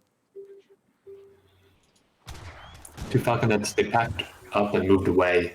This could be I don't know. This could be a fight that Russia, if they just take it, they can just kind of walk in and shoot down the falconets. But Yeah. actually, a lot of CDB here that are going to be going down. I think OnlyBoss is content to pick up something like 15 CDB off this. Yeah, all you have to do is, to be honest, just kite back and just range DPS down these CDB and go back. Like there's no reason to push here. Like you just killed 10 of your opponent's villagers.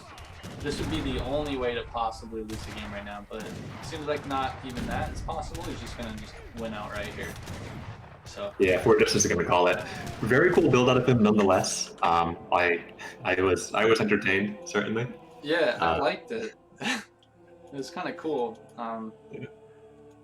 But You know, what is it, Navajo Apache?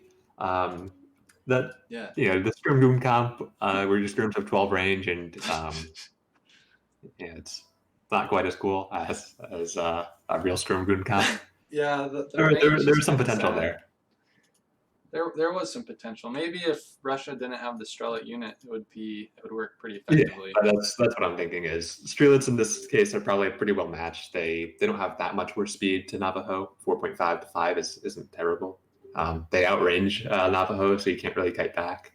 And then what do you really do against Strelets and when your two units are Skirms and Goons, and your Skirms can't kite? Yeah, it's a bit underwhelming, I suppose. But continuing to be a sort of mysterious player, these interesting, non-standard, unorthodox build orders. And Boss manages to tie it up 2-2, so we're heading into match point, the final game.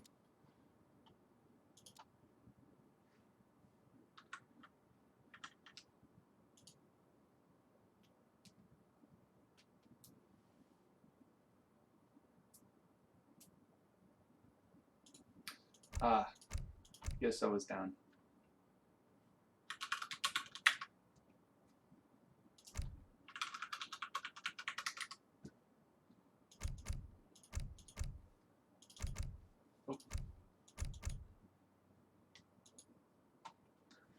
Man, I'm hungry, Doc. I need some food.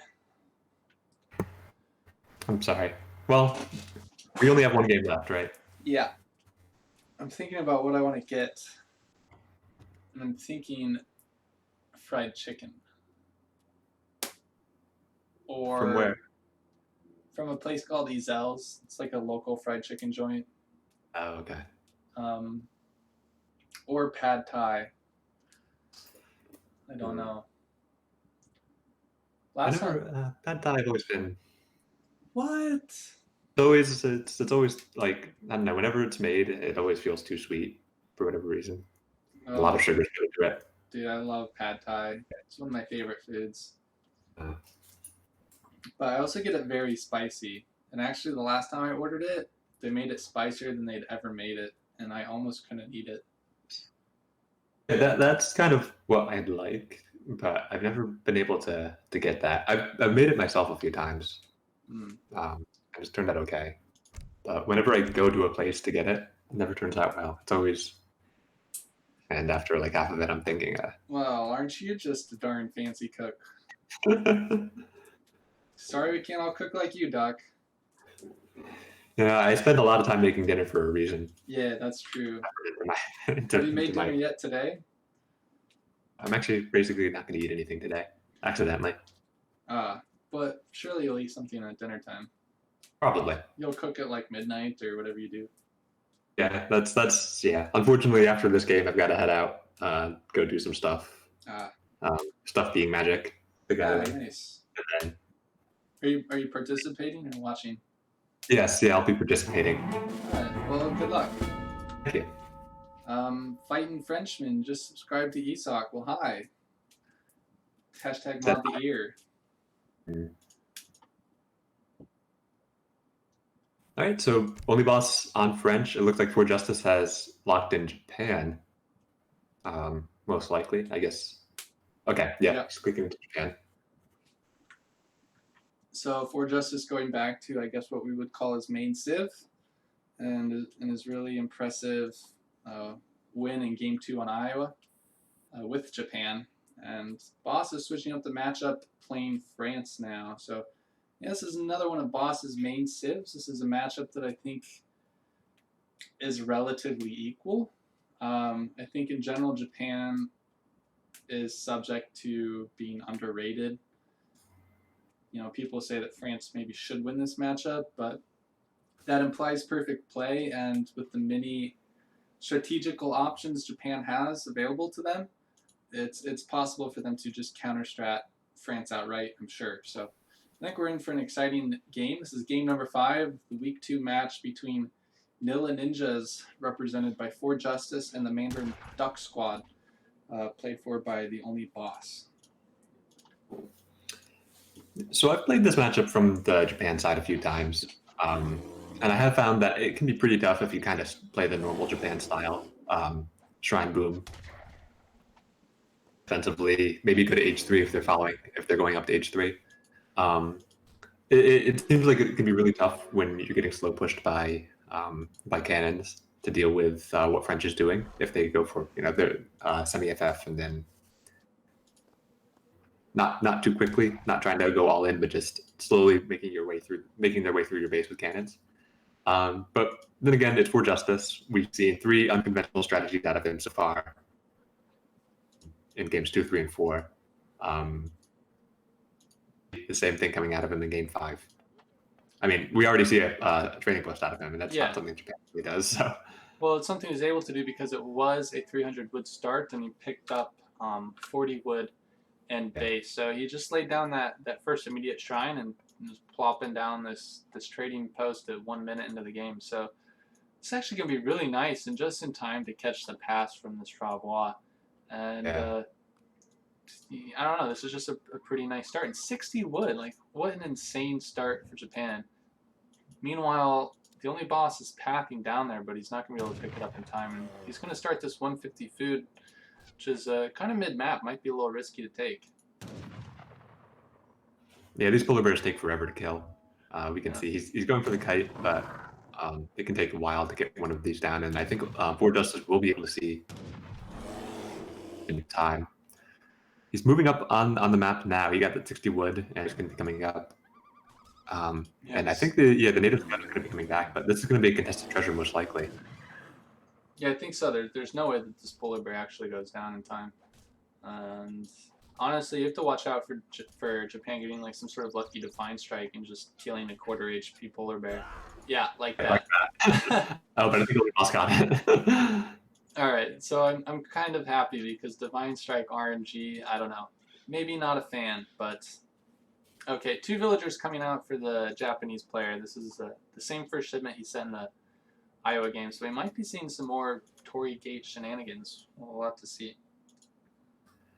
Notably, the Only Boss is, I think, a little bit more aware of it this time. Not just because of game 2, but because he sees the trading post going up. He saw it actually before it even went up with his scout. So he knows that this is already not consulate Japan, which is sort of typical Japan. He knows that, at least that, and given what he saw in game 2, I think he's aware that he can't afford to do something without scouting the general idea of what Japan is going to be doing. He should be cognizant of the fact that something is going to be up. Forjustice took 40 XP out of the Only Boss's base with that second native scout on his side. These can be pretty annoying as Japan because they can kind of pressure you down when you're trying to shrine up the map and force you to teleport back.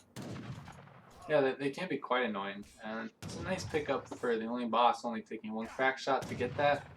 But it seems like I don't know if the Japanese monks RNG was buffed or what, but it seems like they actually do pretty decent versus scouts. Nonetheless, I mean, these guys can be stealth and be great scouting, benefit. And yeah, this is a Torii. Nice Torii Gates. Yeah. So cool. More Torii Gate stuff. We'll see what Boss does. He's chopping some wood in transition. Just getting his market ups. Yeah, I think the story of the series so far has been Forjustice doing things that the only boss hasn't expected, and then the only boss trying to adapt in time to handle what has been going on. And so you could say, well, having 2 native scouts gives you more vision. Giving you more vision will hopefully help you spot what's going on more quickly and then adapt. And a lot of the things that Forjustice has been doing have been strategies that are hard to predict, and that having extra native scouts doesn't really help you spot. One of the scouts does go down. The explorers are at pretty high HP, but he still has 1 scout for him, fortunately. Yeah, he's going to continue to be annoying, which I like. It's unfortunate that native scout went down, but if we quick look at the shipment sent, Forjustice has sent 2 villagers twice. Because he's gotten that extra experience with the early trading post, and he had a shipment available upon age up. So this is kind of I kind of like his position so far. Meanwhile, an in-base rack's coming down for boss, so I like this too. It's sort of an adaptation to the aggro Japan. Maybe we'll see like a Musk semi-FF or so. We see double 2 villagers, and then okay, so 2, 2, 4, whereas only boss has gone for 3 and 4.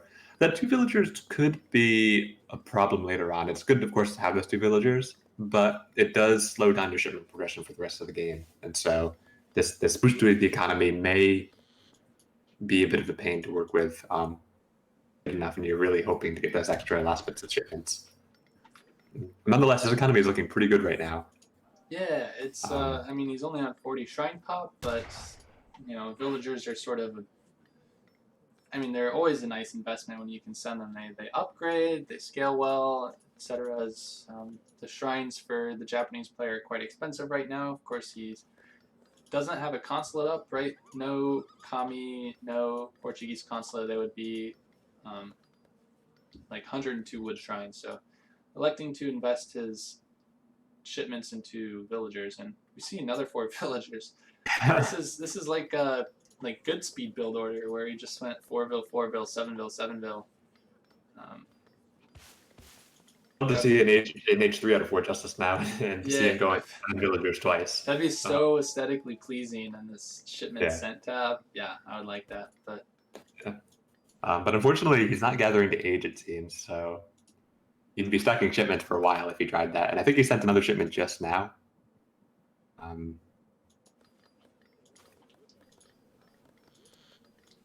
yeah, I think so. Right now we just have sort of dual Maybe not.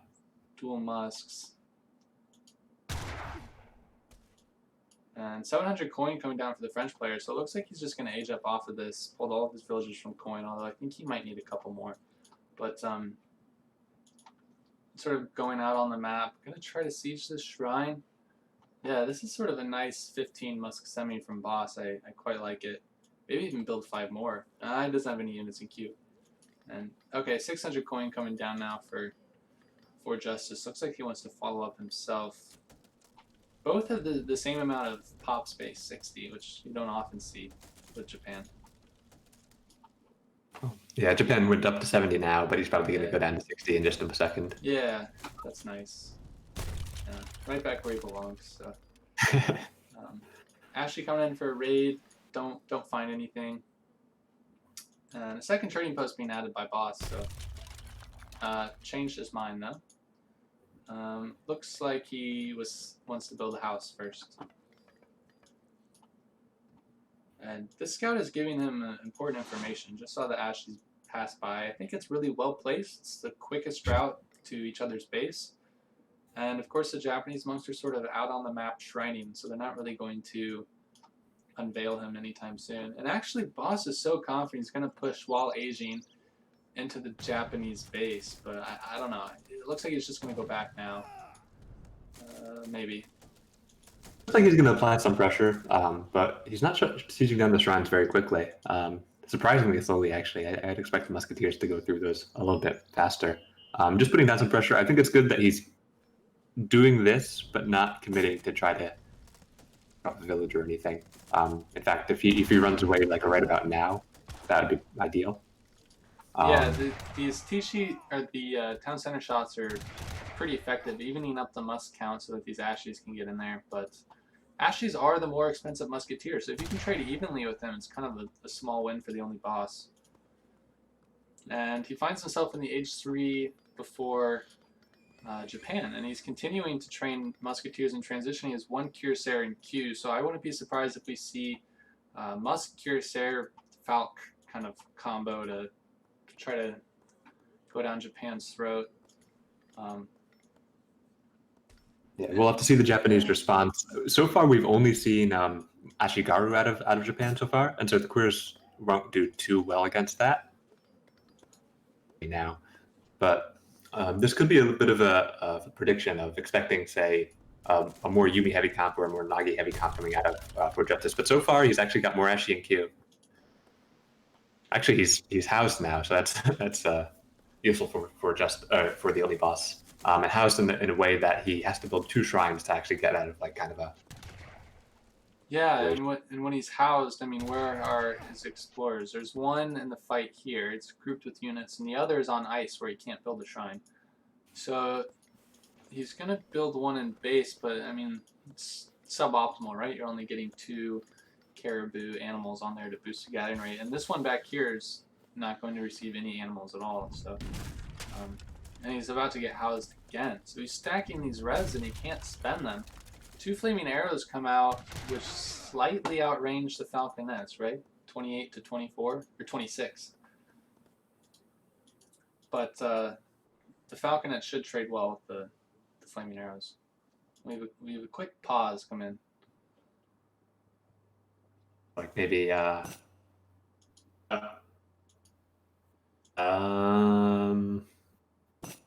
what type of glitch? Where he, a glitch where he presses his unit control group and it doesn't select. Is there a fix? I haven't heard of this glitch before. Me either. I'm trying to think what might cause it.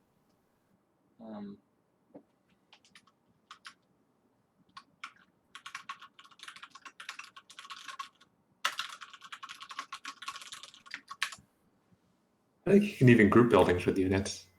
But Yeah, probably. this sounds like one of those things that would happen if you had your explorer dead and it was also grouped. Are you ready? Yeah, that sucks. Yeah. All right. I would say move it to a different group and then start pressing that group. But Are Yeah, you ready?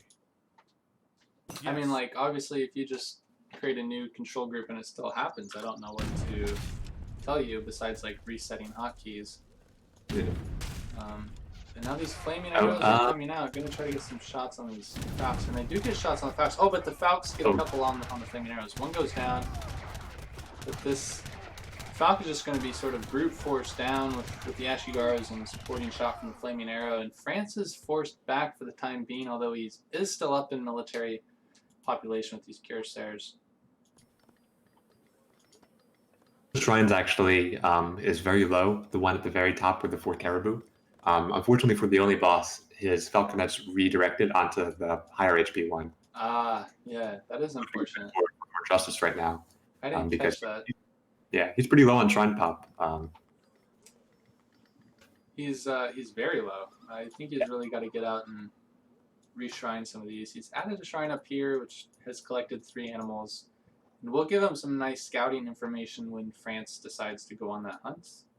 If he does, but in the meantime, it's just pure Ashigaru from France and Skirmisher in queue for boss. So I like that he's adding Skirmishers. I don't know if he can afford to go in just quite yet, but I think he's going to try. This is a lot of Cuirassiers, to be certain. No cap combat or anything. And that flaming arrow is still sort of raining down upon the muskets. And additional Ashigaru coming out. This looks like but a a lot of decent these units- trade for Japan. Yeah. Yeah, it seems to be that the Ashigaru count was high enough. There were a lot of crossbowmen in that composition, and so it looked like it could have gone really well for Japan. And a fight that, for France, the sort of fight where if France can kind of just, in the terms of cavalry versus anti-cav, then he can just crush the fight. But that didn't happen. So Japan is fine. Still has that flaming arrow up as well. It's going to be a bit of a nuisance. It's sort of the point where you don't want to sack a lot of units to try to kill it because there's only one of them, but it's annoying enough that it'll make a meaningful effect on the battle. Yeah, Um, definitely. And I'm wondering if you could maybe provide an answer. How the heck did Japan get so many bestiaros? it was the card.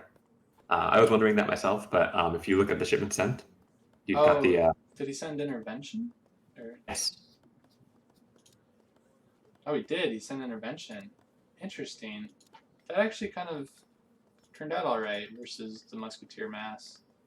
Yeah, I was trying to figure that out because I was surprised at how many crossmen were actually out. I was wondering if he had to somehow sent the 8 crossbowmen twice, but Yeah. Did they get No, auto is the- upgraded to age 3? It looks like it. Yeah, I mean these stats are pretty strong for age 2. I don't know. Well, that's what it this is. yeah, France has started the mixed in skirmishers, still has a decent number of cuirassiers, but it's not going to be enough against a lot of Ashy right now. Oh, yeah, losing 2 skirmishers for free here. That's not great. These musketeers are sort of not as effective as I think you'd like them to be. And already we see Japan kind of crawling ahead, right? Up 59 to 43 in eco and 70 to 66 in military. These builds that Forjustice does where lower economy in the early game, but it sort of guarantees him a place in mid game, and that's where Japan can really shine. And now his shrine count is sort of booming. He's up to 160 now. But that said, there are a lot of cuirassiers here. Cav combat is in, and counter infantry rifling is being searched for the skirmishers. So I think France is teching up appropriately to deal with the composition that Japan has. Definitely, the Ashy count is looking pretty scary, but a good cav smash can do wonders against pretty much anything. Although probably not an Ashy mass that is this big. It looks like Forjustice is content to go pretty much pure Ashy, even sending the Ashy card that he has sent that aren't Ashy or from shipments. He hasn't made a single unit that isn't one. Yeah, gotta be careful here. I don't know if this is a good fight for a young boss. I don't think so either. I think he really needs more skirmishers. I mean, counter infantry rifling is great, but you only have about 8 units that are firing here, and that flaming arrow can target them pretty easily. And yeah, he's forced to go back. This is another great trade for Japan. France's critical mass just wasn't really there, and at this point, it seems like Japan is just sort of snowballing. And yeah, so the melee card, close combat sent for Justice, make these guys even scarier against cures. Yeah, this fight looked really rough for France right there. The cuirassier count was decent, but you saw how quickly they just fell apart against the number of Ashy that were up. And now it's going to be even harder from here with the close combat card coming in. We saw 7 scrims in response from the only boss. Look how many Bastieros are still alive. What? This seems like an insane card now. They're actually trading pretty well versus these skirms who have more range.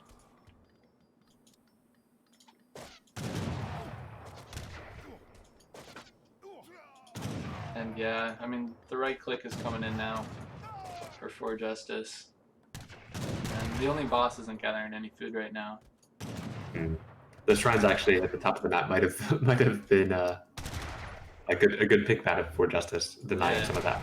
No kidding. And he just can't kite this. Now even 5 Nagis coming in. Yeah. 7 skirms and 5 cures are going to try to do what they can. Minutemen as well. This could be a decent trade, but I think the Nagis are going to kind of seal it, although they're getting drag box, not arriving here as quick as they can. But yeah, still, this looks like it's going to be GG. Yeah, he calls it. So Forjustice takes the series 3-2 versus the only boss. That will be a point for the Nilla Ninjas. Well played though. Fun series, and very fun to see Forjustice in action. Yeah, I gotta admit, it's a pretty rough Saturday for Minder and Duck Squad, but Yeah, nonetheless, Forjustice. yeah. like enjoyed seeing him. I guess that's the compensation that MDS fans or MDS team managers, whoever they may be, can get. Do you know how Optimus versus Soldier finished? I don't remember the last game, or I didn't see the last game. Okay. So I'm not sure.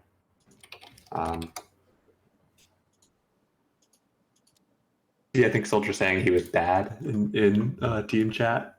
Mm. Yeah, so so maybe it didn't go great. Yeah, bummer.